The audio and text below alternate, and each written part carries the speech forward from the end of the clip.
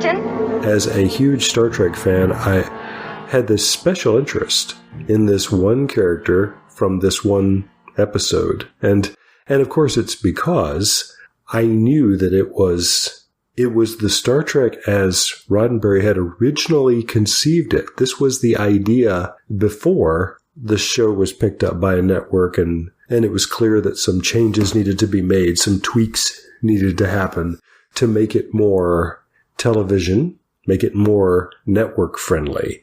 So I guess I've always felt like the cage was somehow a little more dangerous, a little more out there. Perhaps they made me out of dreams you've forgotten.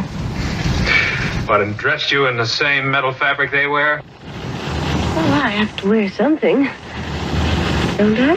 The first time I got a chance to see all of the cage, I guess it was when it was sort of, what Roddenberry had kept was a black and white print of the whole pilot.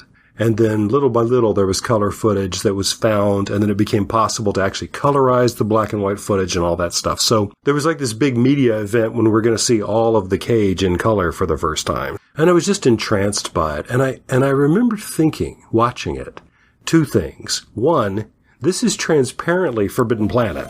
That Gene Roddenberry had clearly gone to the theater and seen Forbidden Planet and thought, wow, we could do something like that on television. And consciously or not, when he sat down to write the cage, he basically, it's Forbidden Planet.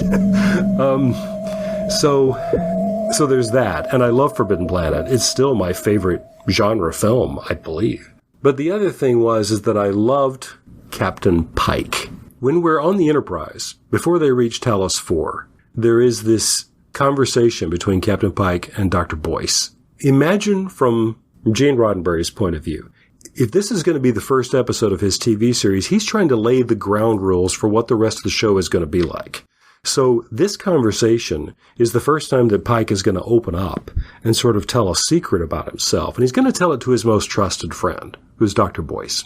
And Boyce mixes him a martini out of his medicine kit. The devil are you putting in there, Ice? Who wants a warm martini? I've just always loved, and that became a running joke for Dr. McCoy, too. So Roddenberry liked to hang on to the idea that he's going to be the doctor and the bartender. Pike, what he says is that he's sick of it. I'm tired of being responsible for 203 lives, and I'm tired of deciding which mission is too risky and which isn't, and who's going on the landing party and who doesn't, and who lives and who dies.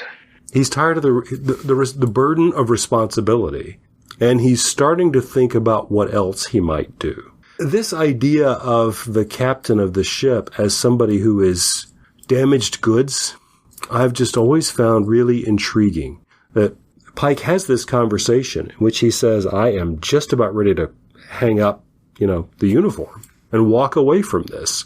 And then the next minute, he gets called to the bridge, and then snap, he's back on the job again. Because that's what he does. Because he's good at this. He's better at this than he realizes. So I've always thought he was a very complicated and interesting person. When he gets into the zoo, when he gets into that situation and discovers that the way to get out is to keep anger and hate burning in his mind, that the Talosians have trouble reading through that, he has no trouble doing it. You stop the solution or I'll twist your head off. That he's good at that. He has this boiling rage going. And when he learns that he needs to tap into that, there it is. There's no problem. All right. You try one more illusion, you try anything at all, and I'll break your neck. So he's mad as hell about something. I mean, in his life, as a system. There's something about him that is ready to blow up. And a lot of it has to be this frustration with how hard it is to do what he does.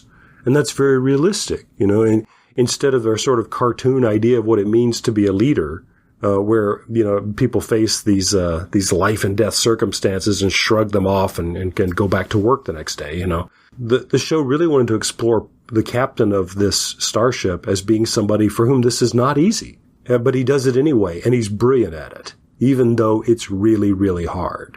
And I think growing up, I thought I took that to be a marvelous role model, to really love the idea that these jobs are not easy, and to really admire the men and the women who do it and make it look easy. But to also be sympathetic to the fact that they may be dying inside. They may be burning inside. I'm willing to bet you've created an illusion this laser is empty.